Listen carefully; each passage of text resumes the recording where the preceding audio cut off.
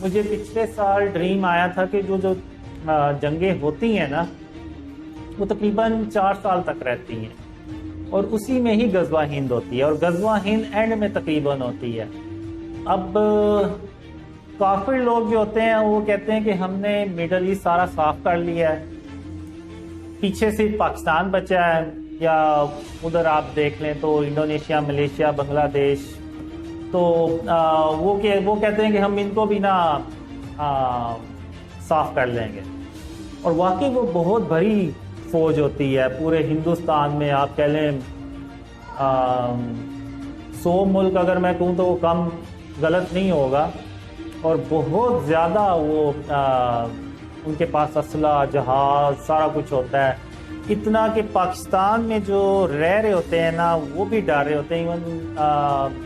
جو ہم دیکھتے ہیں کہ ہم بھی آپس میں بات کرتے ہیں تو میں کہتا ہوں کہ نہیں، اللہ ہمارے ساتھ ہے، اور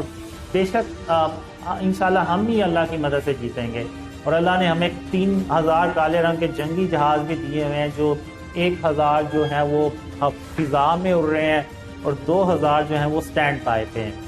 تو انشاءاللہ ہم جیتیں گے۔ اور جو میں نے دیکھا ہے کہ غزوہ ہند سے پہلے جب شروع ہونی ہوتی ہے تو خاتم النبیین محمد صلی اللہ علیہ وسلم خود اس جنگ میں تشریف لاتے ہیں اور پریزنس ہوتے ہیں، موجود ہوتے ہیں وہ ہمارے ساتھ۔ تو ورلڈ وار 3 کا ہی حصہ ہوتی ہے غزوہ ہند، اور غزوہ ہند مسلمانوں کو جو پہلی کامیابی ملتی ہے ورلڈ وار 3 میں وہ غزوہ ہند کی صورت میں ملتی ہے۔ اور غزوہ ہند میرا نہیں خیال کہ کوئی اتنی لمبی جنگ چلتی ہے، اس کا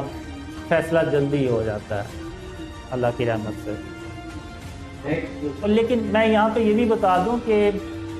جو غزوہ ہند ہے نا اس میں بھی ہم صرف اپنے ملک کو ڈیفینڈ کرتے ہیں، یعنی وہ ہمارے اوپر اٹیک کر رہے ہیں اور ہم صرف اپنے آپ کو ڈیفینڈ کر رہے ہیں، لیکن ہم خاتم النبیین محمد صلی اللہ علیہ وسلم کی جتنی بھی رولز ہوتے ہیں جنگی، کہ کسی عورت پہ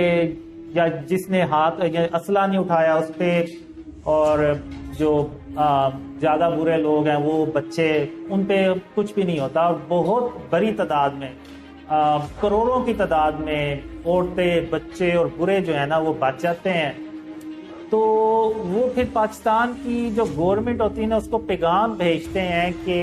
یا تو آپ ہمیں بھی قتل کر دیں، مار دیں، یا پھر ہمیں اپنی پناہ میں لے لیں۔ تو اس وقت کی جو حکومت ہوتی ہے نا وہ پھر تب اعلان کرتی ہے کہ آپ 2-2، 3-3، 4-4 شادیاں کریں اور ان کو پناہ دیں، اور اس میں پھر وہ ظاہر سی بات ہے گورنمنٹ ان کی الاؤنس بھی ان کو ایشو کرتی ہے اور سارا کچھ کرتی ہے۔ اور غزوہ ہند کے بعد زمینیں جو ہیں نا وہ میں نے دیکھا بہت سستی ہو جاتی ہیں۔ ایون ایک ڈریم میں میں نے دیکھا ہے کہ ایک بندہ ایک ڈیلر کے پاس جاتا ہے اور اس سے 10 مرلے کی جگہ خریدتا ہے، اور وہ پیمنٹ جو ہے نا وہ 50 پیسے کا سکہ اس کو دیتا ہے ڈیلر کو، اور اس میں سے بھی اس کو وہ بقایا واپس کرتا ہے۔ تو یعنی وہ اتنی سستی زمین ہو جاتی ہے غزوہ ہند۔ ظاہر سی بات ہے اللہ کی مدد سے پورے ہندوستان پہ جب قبضہ ہو جائے گا تو پھر زمین سستی ہو جائے گی۔ لیکن ایک اس کا سیڈ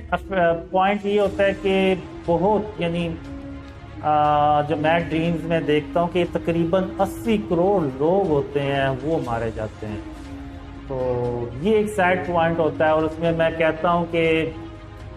ہم نے یہ جنگ نہیں کی، ہم نے صرف اپنا ڈیفینس کیا تھا، اور ان کافروں کو ہی مرنے کا شوق تھا، تو وہاں پہ ہم کیا کر سکتے تھے۔ تو